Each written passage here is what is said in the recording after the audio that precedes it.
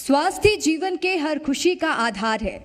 वही लोग सफल हैं जिन्हें खुद से प्यार है। नमस्कार, मैं हूं रसिका पांडे। जी मध्य प्रदेश छत्तीसगढ़ के खास कार्यक्रम आरोग्यम में बहुत बहुत स्वागत है आपका। आज के खास कार्यक्रम में हम बात करेंगे आपकी सेहत से जुड़ी हुई। जी मध्य प्रदेश छत्तीसगढ़ केवल खबरों में ही नहीं बल्कि अपने सामाजिक सरोकार में भी हमेशा आगे रहा है। आप हम पर विश्वास करते हैं और हम अपना कर्तव्य निभाते हैं। और जब आपकी सेहत से जुड़ी बात हो तो हम आपके लिए खास कार्यक्रम लेकर आए हैं, जहां हमारे साथ एक्सपर्ट्स होंगे जिनसे हम बात करेंगे मध्य प्रदेश में स्वास्थ्य के क्षेत्र में क्या कुछ विकास किया गया, कहां कमी रह गई और लगातार क्या योजनाएं बनाई जा रही हैं। तमाम इन विषयों पर चर्चा करेंगे और साथ ही हम बात करेंगे कि किस तरीके से मध्य प्रदेश में स्वास्थ्य को लेकर नई योजनाएं तैयार की जा रही हैं। हमारे साथ यहाँ पर एक्सपर्ट्स मौजूद रहने वाले हैं। तो चलिए शुरुआत करते हैं आज के खास कार्यक्रम आरोग्यम की। तो मैं अपने पहले गेस्ट को बुलाने से पहले अपने सहयोगी आसिफ को मंच पर बुलाना चाहूंगी। मध्य प्रदेश छत्तीसगढ़ में किस तरीके से स्वास्थ्य को लेकर काम किया जा रहा है, किस तरीके से विकास को लेकर काम किया जा रहा है, तमाम उन विषयों पर आज हम चर्चा करने वाले हैं। और आरोग्यम road to healthy Madhya Pradesh में स्वास्थ्य का ग्राफ क्या है, क्या कुछ लोगों को फायदा स्वास्थ्य के क्षेत्र पर मिल पा रहा है, तमाम इन विषयों पर हम चर्चा करेंगे। तो सबसे पहले मैं मंच पर बुलाना चाहूंगी हमारे special guest doctor Ajay Hatiya को। जोरदार तालियों से स्वागत करें इनका। डॉक्टर अजय हाटिया सर, आप एमडी हैं Devi Ahilya cancer hospital and research centre के। तो जोरदार तालियां सर के लिए, जिनसे हम जानेंगे कि किस तरीके से मध्य प्रदेश में स्वास्थ्य के क्षेत्र में विकास किया जा रहा है। Over to you Asif. धन्यवाद रसिका। और जी मध्य प्रदेश छत्तीसगढ़ पर आपका स्वागत है हमारे खास कार्यक्रम आरोग्यम में। आज हम इंदौर से आपके साथ जुड़े हैं और पहले पैनल में हमारे साथ डॉक्टर अजय हाटिया सर हैं। सर, पहला सवाल आपसे, हमारे देश में कैंसर के केसेस बढ़ते जा रहे हैं और ये बीमारी ऐसी है कि जिसको होती है फिर पूरा परिवार चिंतित हो जाता है और परेशान हो जाता है। आपका अस्पताल रिसर्च सेंटर जो पारंपरिक पद्धतियां हैं कैंसर से जूझने की, कीमो और बाकी चीज़ें, उनसे अलग इलेक्ट्रोपैथी उस पर काम करता है। तो कैंसर के अभी कितना ज़्यादा इसका प्रभाव देखने को मिल रहा है और आपकी पद्धति अलग कैसे है सर? नमस्कार। Road to healthy Madhya Pradesh के सभी जी न्यूज़ के दर्शकों का स्वागत करता हूं मैं। इस समय कैंसर की स्थिति बहुत भयावह हो रही है और डे बाय डे कैंसर बढ़ता जा रहा है और हमारे भारत में लगभग प्रति वर्ष 15 से 16 लाख कैंसर के मरीज हो रहे हैं और इन 15 से 16 लाख मरीजों में जो डेथ रेट है वो पहले ही साल में करीब 50% होता है। तो हम ये कहेंगे कि स्थिति बिगड़ती जा रही है और यदि इसको हमने अभी नहीं कंट्रोल किया तो WHO का ऐसा बोलना है कि 2027 तक पूरे भारत में इसके 5 से 10 गुना केस और बढ़ जाएंगे, यानी कि लगभग 1 करोड़ के आसपास प्रति वर्ष कैंसर के मरीज होंगे। तो ये एक बहुत बड़ा आंकड़ा है, इससे हमें संभलने की आवश्यकता है और हमारी भारत सरकार को और हमारे मध्य प्रदेश छत्तीसगढ़ सरकार को भी विशेष कार्य करने की आवश्यकता है। जैसा आपने कहा है कि इलेक्ट्रोपैथी सिस्टम ऑफ मेडिसिन जो है ये एक 5th सिस्टम ऑफ मेडिसिन है और ये हमारी जो मॉडर्न हम जो बोलते हैं एलोपैथी, इसका जो ट्रीटमेंट है और हमारा जो ट्रीटमेंट है इससे बहुत ही इंटायरली डिफरेंट है। और हमारा जो इलाज है वो बिना कीमोथेरेपी, बिना रेडिएशन और बिना सर्जरी के हम कैंसर का इलाज करते हैं। सर, कैंसर सिर्फ लोगों ने नाम सुना है और जिन्होंने देखा है उनकी हालत हम जानते हैं कि कितना परेशान हो जाते हैं वो अपनों को लेकर या ख़ुद को लेकर। और जिन्होंने केवल नाम सुना है वो ज़रूर जानना चाहते होंगे कि कैंसर है क्या, इसके लक्षण क्या होते हैं और ये स्थान कैसे लेता है, अंदर कैसे बनता है।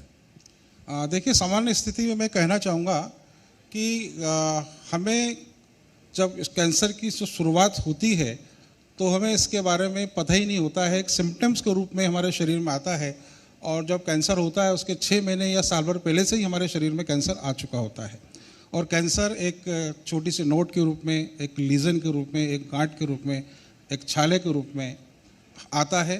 ये कहें कि यदि किसी को मोशन हो रहा है, कभी ब्लड आ रहा है, लोग समझते हैं इसको पाइल से, पता लगेगा उसको रेक्टम कैंसर है। उसको ठीक से खाना नहीं खा पा रहा है, गले में अटक रहा है, तो पता लगा कि उसको स्टमक कैंसर है या उसको इसोफेगस कैंसर है। यदि गाल के अंदर, यदि टंग के अंदर कोई छाला हो जाता है तो धीरे धीरे वो एक कैंसर का रूप ले लेता है। तो इस प्रकार से एक सिम्टम्स के रूप में ये बीमारी हमारे शरीर में आती है और जब हम डायग्नोस कराते हैं तो पता लगता है कि ये कैंसर है। सर, अगर बात करें देवी अहिल्या हॉस्पिटल की, तो किस प्रकार के कैंसर के इलाज किए जाते हैं और कितने प्रकार के कैंसर के इलाज वहाँ पर किए जाते हैं और किस तरीके से वो इलाज किए जाते हैं? क्योंकि देवी अहिल्या हॉस्पिटल एक अलग तरीके से कैंसर का इलाज करता है और उसके लिए वो जाना जाता है। देखिए, देवी अहिल्या हॉस्पिटल अपने यूनिक ट्रीटमेंट के लिए पूरे देश में, पूरे विश्व में जाना जा रहा है और हमारे यहाँ जो कैंसर का इलाज है वो बिना कीमोथेरेपी, बिना रेडिएशन, बिना सर्जरी के किया जाता है। अभी तक जो पारंपरिक जो इलाज होता है वो पहले जैसे ही पता लगता है किसकी कैंसर है, नोड हुआ है, गांठ हुई है, उसको बायोप्सी की जाती है, फिर उसकी सर्जरी की जाती है, फिर कीमोथेरेपी दी जाती है और रेडिएशन दिया जाता है। इस प्रकार से ये कैंसर का पारंपरिक इलाज हम करते हैं और हमारा ये मानना है कि यदि हम बायोप्सी करते हैं तो बायोप्सी करते से ही कैंसर स्प्रेड हो जाता है और मेटास्टेटिक का रूप ले लेता है। तो बहुत सारे लोग हमसे प्रश्न करते हैं कि साहब कि कैसे पता करेंगे कि ये कैंसर है। तो हमारा ये मानना है कि हम जो एंडोस्कोपी करते हैं या हम सीटी स्कैन करते हैं, एमआरआई करते हैं, उसके अंदर जो रिपोर्ट्स आती है वो 99% बताती है कि ये कैंसर है। चूँकि एलोपैथी के अंदर कीमोथेरेपी करने के लिए वो बायोप्सी को बहुत मानते हैं कि बायोप्सी करेंगे तभी इलाज हो पाएगा। तो इसलिए हम कहते हैं कि एक बार जब कैंसर होता है तो फिर वो ठीक नहीं हो पाता, या 1 साल, 2 साल, 3 साल के लिए वो रुकता है, फिर मेटास्टेसिस होता है, फिर रिकरेंस होता है और उसके बाद हमारा ऑन्कोलॉजिस्ट बोलते हैं कि अब जब पेशेंट को पेन स्टार्ट हो जाता है, तो पेन जब होता है तो पेन का कोई इलाज नहीं है, फिर पेशेंट को मॉर्फिन पर डाल दिया जाता है। तो हमारे हॉस्पिटल में ऐसे मरीज आते हैं जो मॉर्फिन, ये मैं कहूँगा कि प्रत्येक दिन वो 6 से 8 या 10 मॉर्फिन खाते हैं, जिनको ब्लीडिंग होती है, जो बहुत दर्द से, असहनीय दर्द से होते हैं। ऐसे मरीज हमारे हॉस्पिटल में आते हैं और हम उनकी मॉर्फिन को पहले दिन से ही बंद करते हैं और हम अपना ट्रीटमेंट जब स्टार्ट करते हैं तो उसको 2 दिन, 3 दिन, 4 दिन के अंदर उसको 70, 80, 90% तक उसका पेन ख़त्म होता है, साथ में उसके जो कॉम्प्लिकेशन है वो ख़त्म होते हैं और पेशेंट जब खाने पीने लगता है तो निश्चित ही उसकी लाइफ भी प्रोलॉन्ग होती है और मरीज अधिक समय तक कम तकलीफ़ों में अपना जीवन जीता है। सर, अगर मैं सही हूँ तो 4 स्टेजेस कैंसर की रहती हैं, फाइनल स्टेज चौथे रहते हैं। तो मरीज़ किस स्टेज तक भी अगर आपके पास पहुंच जाए तो आप उसे भला चंगा करके घर भेज सकते हैं? ऐसे कितने केसेस हैं अभी तक जो लास्ट स्टेज तक भी पहुंचे हों या 3rd स्टेज तक? तो कहाँ तक स्टेज तक इलाज मुमकिन है? देखिए सर, एलोपैथी के अंदर तो स्टेज को बताया गया है, 1st stage, 2nd stage, 3rd stage, 4th stage. हमारा मानना है, हमारे इस सिस्टम के अंदर हमें मानना है कि जब कैंसर हमारे शरीर में होता है, एक कैंसर ऐसा होता है जो कि ठीक हो जाता है, एक कैंसर की ऐसी स्टेज होती है कि उसके बाद वो वहाँ से रिवर्स नहीं होता है। तो हम बोलते हैं कि एक कैंसर जो रिवर्सिबल है वो कैंसर 4th स्टेज का है और वो कैंसर भी हमारे यहाँ ठीक हुए। हमारे इवन मेटास्टेटिक कैंसर, मेरे पास ऐसे कई परिणाम हैं जो लंग्स जिनको कैंसर हुआ है, जिनको रीनल कैंसर हुआ है, जिनको प्रोस्टेट कैंसर हुआ है, ब्रेस्ट कैंसर हुआ है और मेटास्टेटिक 4th स्टेज है, वो मरीज भी 4 महीने, 5 महीने, 6 महीने में पूर्ण रूप से ठीक हो गए। तो ये न्यू तो हमारे मॉडर्न साइंस इसको असंभव मानता है कि संभव नहीं है, परंतु देवी अहिल्या हॉस्पिटल के अंदर ये संभव हो रहा है कि मेटास्टेटिक स्टेज के मरीज भी ठीक हो रहे हैं।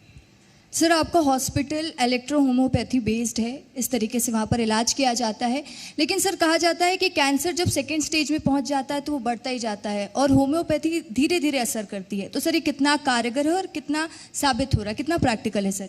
हाँ, बिल्कुल आपने सही कहा कि जैसे ही हम कैंसर डायग्नोस होता है और जैसे मैंने बताया कि जैसे ही बायोप्सी करते हैं तो बायोप्सी करते से ही जो कैंसर जो होता है वो हमारे शरीर में बहुत सारी लिम्फ नोड्स होती हैं और लिम्फ नोड्स में एक लीजन या गांठ के रूप में होता है और जैसे ही वहाँ पे हम उसका बायोप्सी लेते हैं तो कैंसर अपनी जगह को चेंज करके अन्य जगह पे वो पहुँच जाता है।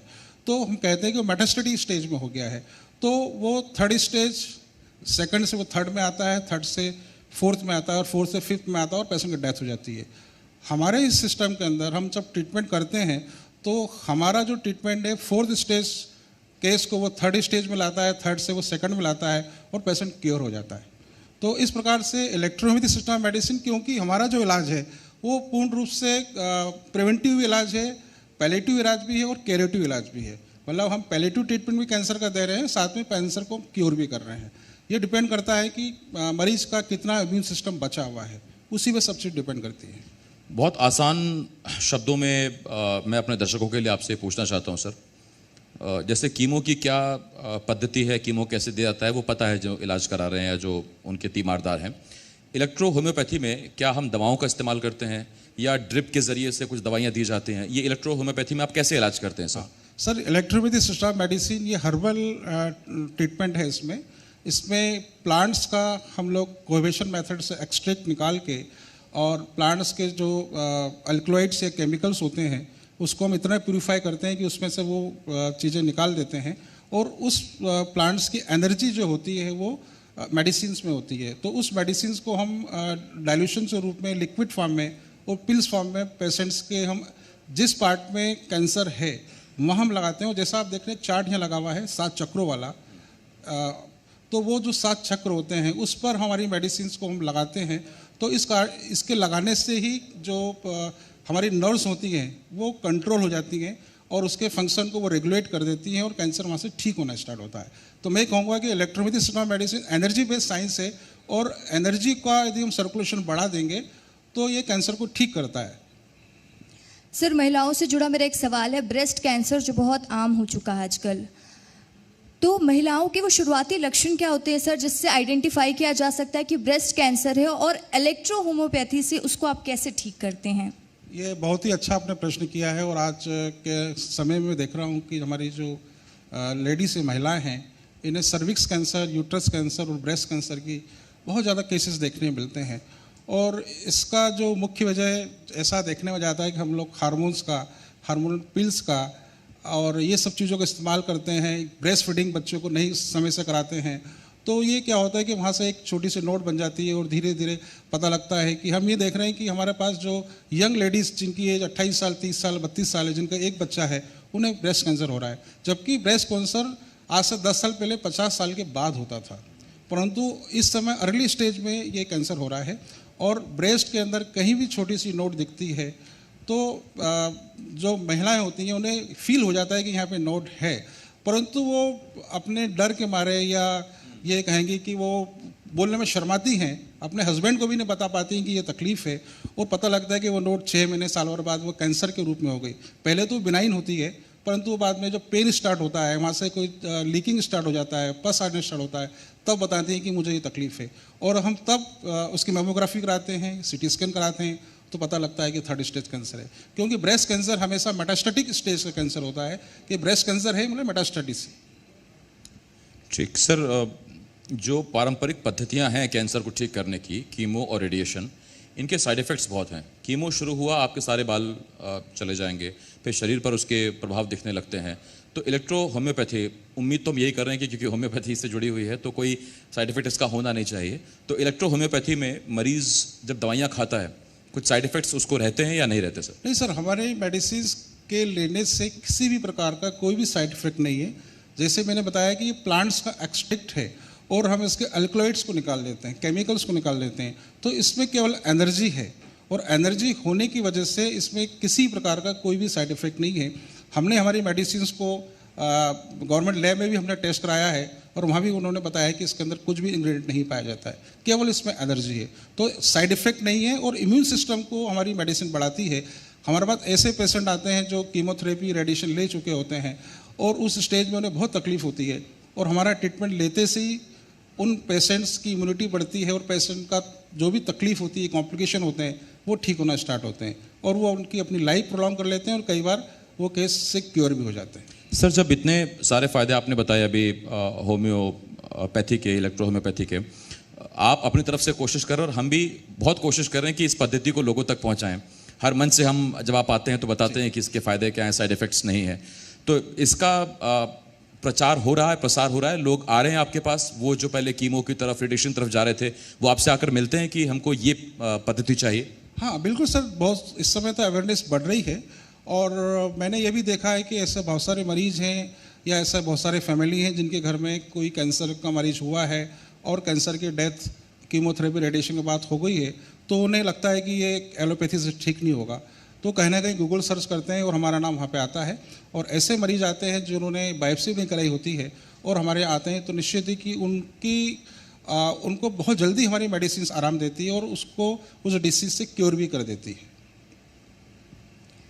सर, जैसे कि ट्यूमर और कैंसर को लोगों के मन में बहुत सारी ऐसी भ्रांतियां हैं। लोगों को लगता है कि ट्यूमर मतलब कैंसर, तो ट्यूमर और कैंसर में क्या अंतर होता है? देखिए क्या होता है कि जब कोई नोड्स बनती है और उस नोड्स को फील करने से यदि वो ये मैं कहूँगा इन्फ्लेमेशन उसमें नहीं है, बहुत टाइट है, या उसके अंदर पेन जब यदि हो गया, यदि पेन स्टार्ट होता है तो हम बोलते हैं कि ये कैंसरस हो गई। जब तक पेन नहीं है तो बेनाइन स्टेज में है। तो यदि किसी को नोड है तो उसी समय यदि वो चेक करा ले तो वो नोड्स को वहाँ से हम निकाल भी सकते हैं और उस कैंसर से हम बच सकते हैं। चूँकि हम बोलते हैं कि ये नोड हो गई है और इसलिए नहीं निकालते हैं कि यदि कहीं कैंसर ना हो जाए, ये भी एक रीज़न है। तो जैसे ही कहीं नोड हो रही है तो हमें तुरंत उसको डॉक्टर को बताना चाहिए, चेक करना चाहिए, और बिनाइन है तो उसको निकाल देना चाहिए। एक सवाल, इसका जवाब सर जनता ज़रूर जानना चाहती होगी कि जांच के लिए एंडोस्कोपी और बायोप्सी दो चीज़ें चलती हैं सर, तो उनको ये बार लगता होगा कि यही बहुत महंगी हैं। अगर थोड़ा सा कुछ हुआ, गाल पे हुआ या कुछ और सिम्टम दिखे तो वो इग्नोर कर देते हैं कि ठीक है मुझे कैंसर नहीं हो सकता। लेकिन जैसे आपके पास आते हो शुरुआती टेस्ट कराते हैं कैंसर के लिए, तो उसका कितना खर्च आ जाता है? क्योंकि यहीं से वो तय कर लेंगे कि उनको ज़रूर आना चाहिए और एक व्यक्ति को किस वक्त आपके पास पहुंच जाना चाहिए। देखिए जैसे ही पेशेंट को ऐसा लगता है कि कहीं उसको लीजन हो रहा है, कहीं छाला हो रहा है, ऐसे बहुत सारे मरीज हमारे पास में आते हैं जो टोबैको का उपयोग करते हैं और बोलते हैं कि साहब हम खाना खाते हैं तो हमारे हमको जलन हो रही है, मिर्ची हमें लग रही है, तो वो कहीं ना कहीं उन्हें कैंसर की शुरुआत होती है। तो ऐसी स्टेज में हम बोलते हैं कि एक सिटी स्कैन या MRI करा ली जाए, जिसका मिनिमम जो खर्चा होता है वो 6,000 से 8,000 रुपये होता है। बस इसी में ही हमारा कैंसर डायग्नोस हो जाता है। इससे ज़्यादा हमें खर्च करने की डायग्नोसिस में आवश्यकता नहीं होती है। सर, जैसे कि आपके यहाँ इलेक्ट्रो होम्योपैथी से इलाज किया जाता है, लेकिन मेरा एक सवाल ये है कि जैसे ब्रेन में कैंसर हो गया, ये कुछ ऐसे पार्ट्स होते हैं जो काफ़ी सेंसिटिव होते हैं, तो इसमें इलेक्ट्रो होम्योपैथी किस तरीके से काम करती है? देखिए इलेक्ट्रोपैथी मेडिसिन जो है वो एनर्जी बेस्ड साइंस है और हमारी मेडिसिन नर्वस सिस्टम पे वर्क करती है। तो ब्रेन जो है वो पूरा वहाँ से जितने भी बॉडी की जो नर्व्स होती हैं वो ब्रेन से ही निकलती हैं। तो ब्रेन में भी यदि ट्यूमर है, हमारे पास ऐसे बहुत सारे मरीज हैं जिनको ट्यूमर होता है, ग्लेमिया हो गया, ग्लोमेब्लास्टोमा हो गया, वो सर्जरी करा लेते हैं, रेडिएशन करा लेते हैं, उसके बाद पेशेंट को और ज़्यादा तकलीफ होती है। तो ऐसे मरीज भी हमारे पास आते हैं जिनको सीजर्स आते हैं, जिनको हेडेक होता है, बहुत ज़्यादा पेन होता है, मॉर्फिन खाते हैं और हमारी मेडिसिन लेने से उनका पेन ख़त्म हो जाता है, उनके सीजर्स ख़त्म हो जाते हैं और अपनी लाइफ को बहुत अधिक समय तक व्यतीत कर लेते हैं। ठीक तो, सर, एक आखिरी सवाल सर मैं आपसे पूछना चाहता हूँ और बहुत इंपॉर्टेंट सवाल। ये तो हमने बात की कि कैंसर हो जाए तो उसके बाद क्या करना है, कैंसर हो ही ना, ये हम कोशिश, तो हमारी आपकी भी यही कोशिश है सर, हम सबकी कोशिश यही है, तो उसके लिए व्यक्ति को अपनी दिनचर्या में क्या बदलाव ज़रूरी करना है? सर कैंसर का मुख्य कारण हम बोल रहे हैं कि पेस्टिसाइड से, और हम जो खाना ले रहे हैं, हमारे भोजन के अंदर हम जो भी गेहूं का उपयोग कर रहे हैं, वेजिटेबल्स का उपयोग कर रहे हैं, वो बिना पेस्टिसाइड्स के पैदा नहीं हो रही है। तो पहली बात यह है कि सरकार को पेस्टिसाइड्स का उपयोग कम से कम किसानों को करने का देना चाहिए। अभी सरकार उर्वरक के लिए, फर्टिलाइजर के लिए उनको ऐड दे रही है और उसमें छूट दे रही है। इससे अच्छा सरकार यदि पेस्टिसाइड्स को बंद करके और वो बोले कि ऑर्गेनिक खेती यदि वो करते हैं और उसके अंदर वो उनको सपोर्ट कर दे, तो किसान वहाँ से डाइवर्ट होके वापस ऑर्गेनिक खेती में आ जाएगा। आज से 30 साल पहले, 40 साल पहले कैंसर इतना नहीं था, परंतु पिछले 15 सालों में कैंसर बढ़ता जा रहा है। तो ऑर्गेनिक खेती की ओर हमें जोर देना चाहिए। हमारी दिनचर्या के अंदर हम लोग जो है पेस्टिसाइड्स फूड का हम उपयोग करें, ऑर्गेनिक का हम ज़्यादा उपयोग करें, साथ के अंदर हम नेचुरल फूड का हम इस्तेमाल करें। ये कहें कि नॉनवेज हम ना खाएं, ये भी एक कैंसर का कारण होता है। हम यदि शाकाहार रहेंगे तो निश्चित है कि हम इस बीमारी से बच सकते हैं। और मैं अंत में और बात कहना चाहूँगा मध्य प्रदेश सरकार से, छत्तीसगढ़ सरकार से, कि देवयाली हॉस्पिटल इतना अच्छा इलेक्ट्रोपैथी में काम कर रहा है, हज़ारों मरीज आ रहे हैं और अपनी लाइफ बढ़ा रहे हैं, यहाँ ठीक हो रहे हैं। तो हमारे मध्य प्रदेश सरकार और छत्तीसगढ़ सरकार इस इलेक्ट्रोपैथी सिस्टम को अपने यदि इसको अपने इलाज में शामिल कर ले, अपने सरकारी अस्पताल में यदि इसको लागू कर ले, तो निश्चित है कि हज़ारों लाखों मरीजों को ये अपनी पद्धति शेयर करने की बात कर रहे हैं सर, तालियां बजाइए इस बात पे कि जो सर को लगता है कि इस चीज़ से भला हो सकता है, तो वो सरकारी अस्पतालों में चीज़ पहुंचे और बाकी अस्पतालों में भी चीज़ पहुंचे। बहुत धन्यवाद है सर आपका अजय सर, हमारे साथ जुड़ने के लिए। डॉक्टर अजय हटिया साहब हमारे साथ जुड़े हुए थे और आज बहुत इंपॉर्टेंट टॉपिक पे कैंसर, उसके लक्षण, उसका इलाज, उसके सिम्टम्स, उन पर हमने बात की और कैंसर ना हो या बचें उसके लिए क्या करना है आपको, ये भी हमने सुना। एक छोटे से ब्रेक के लिए यहाँ रुकना होगा, बहुत जल्द लौट रहे हैं। आप देखते रहिए जी मध्य प्रदेश छत्तीसगढ़।